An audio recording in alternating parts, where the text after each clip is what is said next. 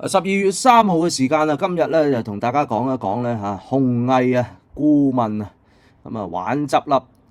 喺琴日嘅時間咧，就多間物業管理公司咧就收到電話嘅通知啦，咁樣嗱。截至琴日嘅時間咧，呢一個大埔宏福苑5級火災死亡嘅人數咧就增至156人。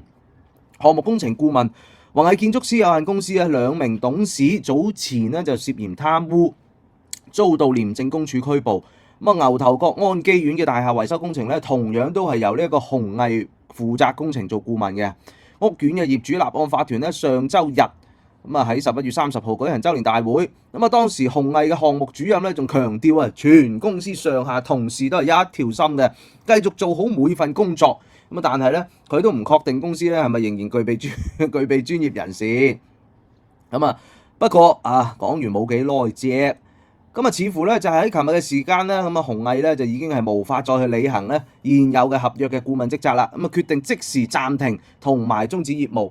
香港01咧，亦都係受到一啲嘅物業管理嘅公司嘅一啲嘅業內嘅人士啦，都講啦，原來多間嘅物業管理公司咧，喺琴日已經陸續收到紅毅電話嘅通知，就話俾佢聽佢哋唔做啦。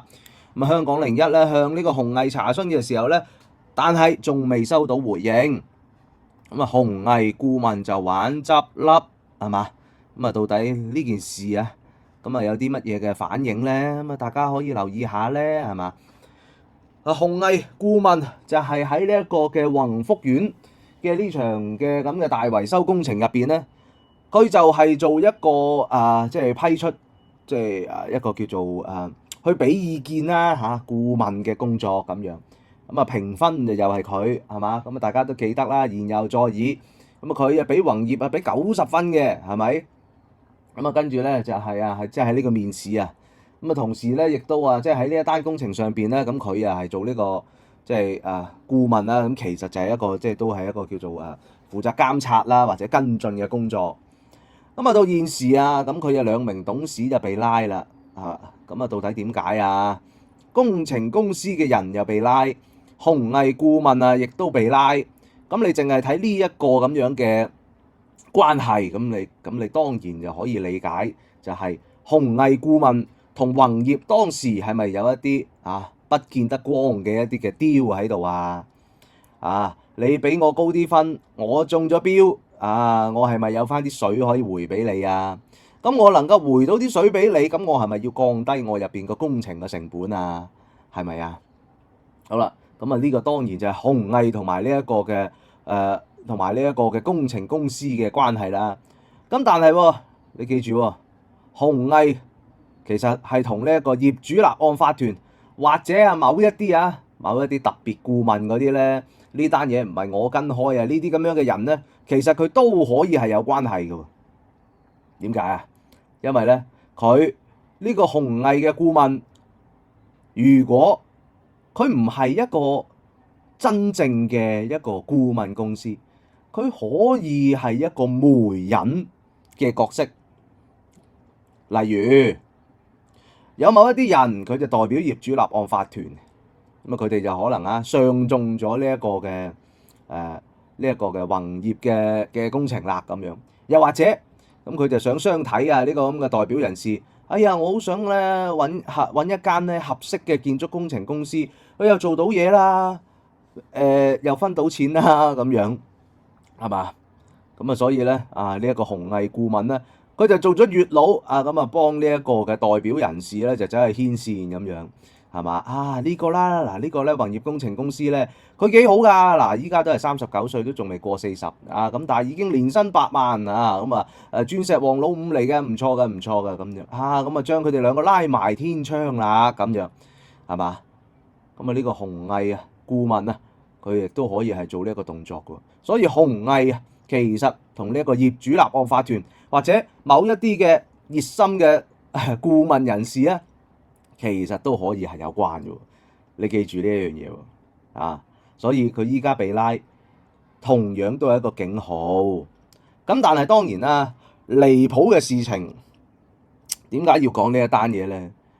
喂，我哋有時睇戲睇電影，我哋見到咧就有一啲嘅公司，有一啲嘅嗰嗰啲什麼洗錢啊、不法嘅團伙，係嘛？當佢哋啊可能有一啲嘅領導啊或者重要人物咧被調查啊、被拉嘅時候，咁佢哋會做啲咩啊？佢哋就會指使佢哋嗰啲公司嘅同事啊或者佢助手，快啲掉晒啲嘢佢，快啲燒毀晒啲文件佢，係嘛？咁老實講，呢啲我哋睇戲就睇得多啫。啊，你老闆，你估唔到原來現實中咧都真係真嘅一樣喎，係咪？所以咧，一有事嘅時候，快啲掉晒啲嘢佢，然後執咗佢啊！咁跟住咧就可以咧神不知鬼不覺。咁但係正如翁靜晶小姐喺佢自己危險人物2.0呢個頻道啊，咁啊入邊咧嗰條片咧都有曾經講過啊。其實咧政府啊或者執法部門咧係應該即時啊，因為你拉得佢啦嘛，你嗰個已經係拘捕嘅動作嚟㗎啦嘛，其實係已經要凍結資產嘅。咁啊呢個動作其實係一定要做。咁如果你唔凍結資產咁，你拉晒佢咁樣，咁你就拉咗佢咁樣。咁老實講句，嗰啲咁嘅冤枉錢、血汗錢，咁啊當然極有可能就會俾背後嘅 Big Boss 就走咗去啦，係咪？呢個咁樣嘅紅藝突然之間咁樣結業，當然亦都其實就係話緊俾你聽，佢背後就梗係有人啦，係咪先？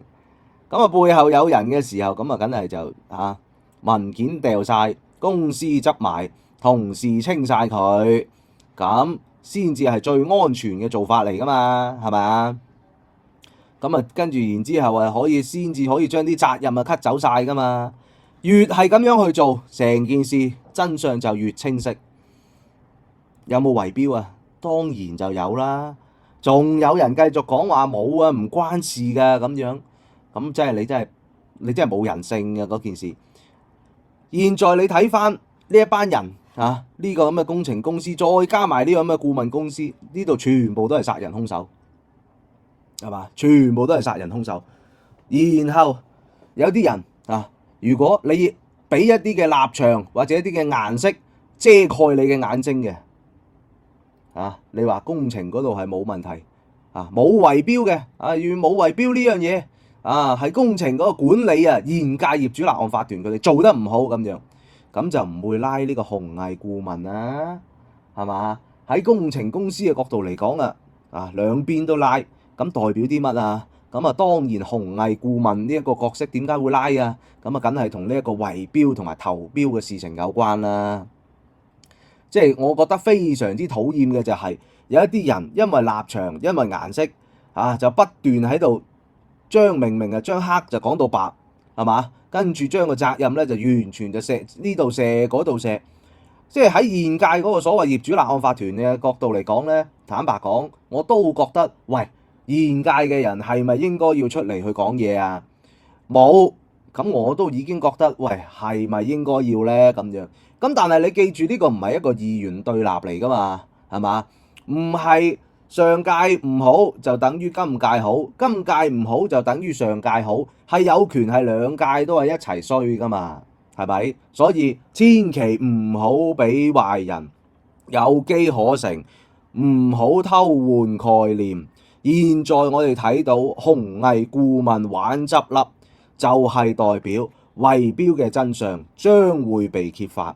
同時呢一個紅藝顧問、業主立案法團同埋呢個嘅宏業工程公司呢三個咁嘅 parties， 無論係今屆定係上屆，已經唔講啦，都一定係喺呢一個三角關係入邊，肯定係有問題嘅。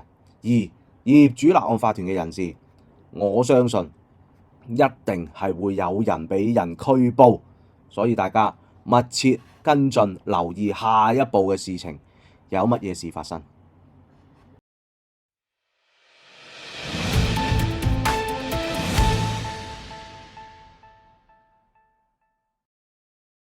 12月3號嘅時間啦，咁同大家講下我哋呢一個嘅黃 PK 阿嬌姐咁嬌姐即係喺早前嘅時間又好犀利啦咁佢就發咗一個嚴正聲明，講到明咁佢咧就係會呢一個嘅去報案報警，仲有報 ICAC 咁啊要求咧調查現屆嘅業主立案法團咧是否瀆職咁樣。咁啊大家都即係睇到呢一個咁嘅聲明之後，都表示相當驚訝啦，係咪？點解要查嘅？首先第一啦，即係大家都好好奇你條撲街，你又話你自己唔關事嘅咁樣，咁點解突然之間又咁熱心啊？係咪啊？係咪啊？即係呢個真係神奇嘅嗰件事係。好啦，咁啊第二咧就係點解係淨係查現屆咧？係嘛？點解唔係查晒咧？喂，呢單工程咧，咁啊第一就牽涉幾年嘅。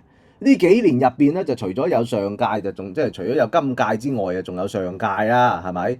咁所以喂，即係呢一個咁樣嘅講法啊，純粹淨係針對現屆業主立案法團咧，你仲要發一個咁樣嘅聲明，而你又係上一屆嘅當事人咧，喂，呢個真係完全係，即係完全係有一啲係真係核突嘅嗰件事係嘛？即係你喺呢個所謂嘅聲明入邊咧，即係咩啊？即係你擺出，其實你就擺出咗一個姿態，就高高在上，就話俾大家聽，我有我嬌姐喺度啊！呢件事就唔會搞到咁樣嘅，就係因為你哋呢個現屆嘅業主立案法團，即係類似係咁樣啦，係嘛？咁好啦，咁我哋即係睇咗佢呢一個聲明啦。咁當然同時亦牽涉就係民建聯之前亦都發咗個聲明啦。咁就話如果有人咧真係犯法，咁咧我哋咧就即係都會係去追究呢一個責任嘅之類咁。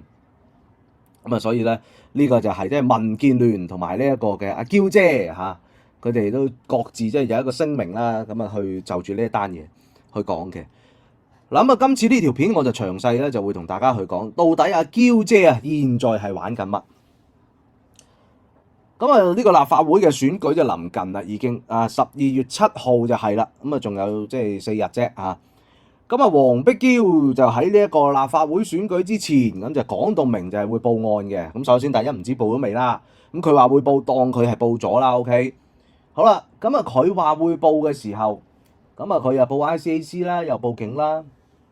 咁究竟佢係玩緊乜咧？喺我角度咧，佢係一定有嘢玩嘅。成件事兩樣嘢大家要睇。第一，民建聯出咗聲明，黃碧嬌亦都出咗呢一個聲明。我琴日咧即係同個朋友喺度傾偈嘅時候咧，咁即係小弟咧就講咗我自己嘅觀點。我認為阿嬌姐咧，阿黃 PK 咧，佢今次咧，佢係有一個高人去教佢嘅，係有一個喺 PR 嘅處理手法上都幾唔錯嘅人咧嚟去教佢去處理嘅。今次有啲人話民建聯係咪棄卒保車啊？係咪黃 PK 已經淪為 condom 啊 ？No， 我講個真相俾你哋聽啊！小弟大膽估計，民建聯同黃碧嬌PK 王完全係夾譜嘅，完全係夾譜嘅。呢一個所謂嘅割席根本就不是，係冇產生，從來都冇發生過。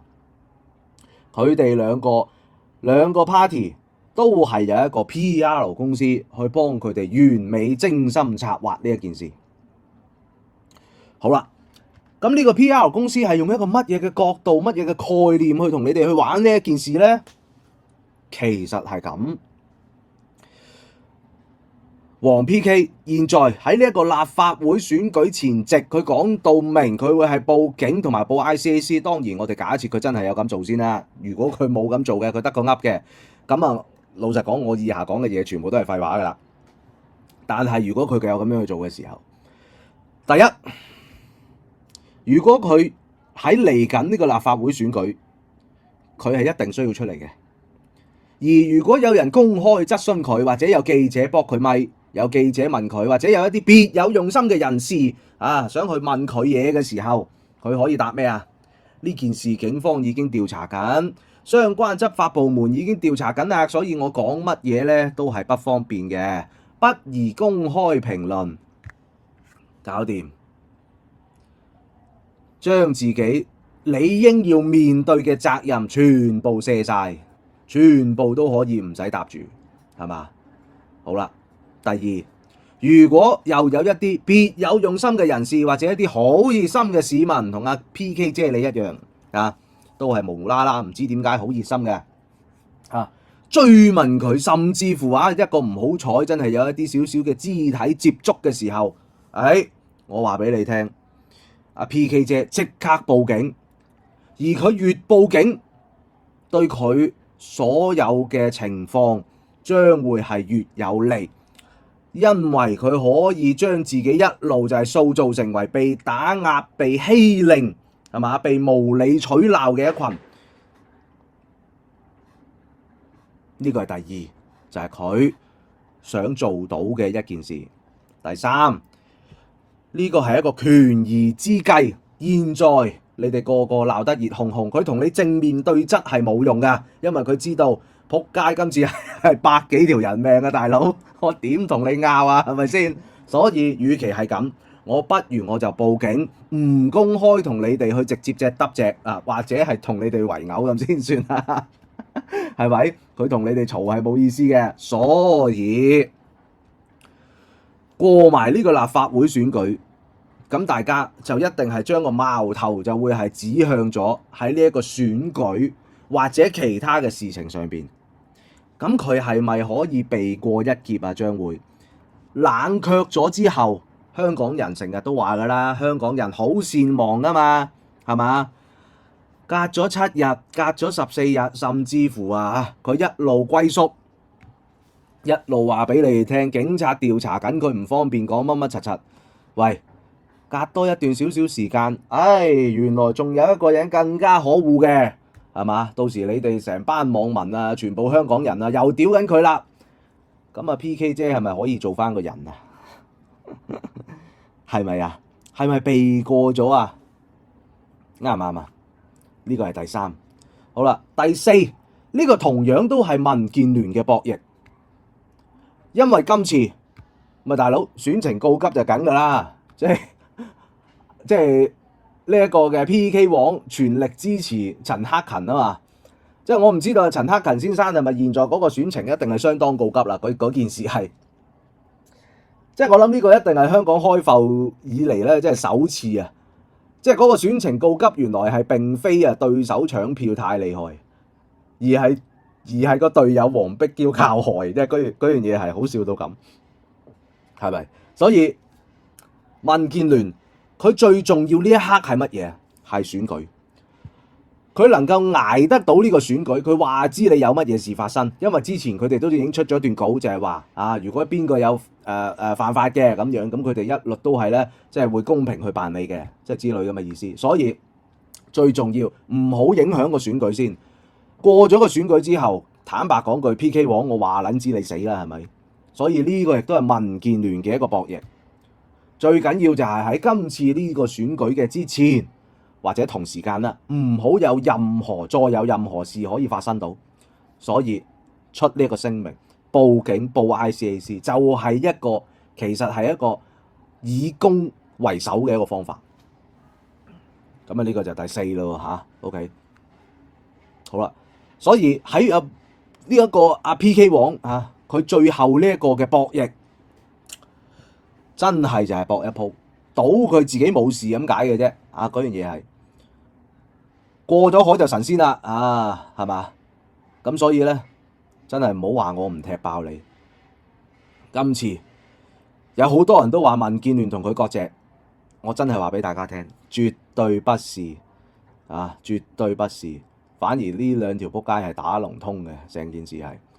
你聽完我以上頭先所講嘅嘢，你就會明白到佢哋現在係點樣為自己嗰個選舉工程最後一搏，盡地一煲。好，今日呢一個嘅評論講到呢度啦。咁星期五嚟緊星期五晚上10點半有一個超重磅嘅直播，同大家講下黃藍啦，好嘛？拜拜。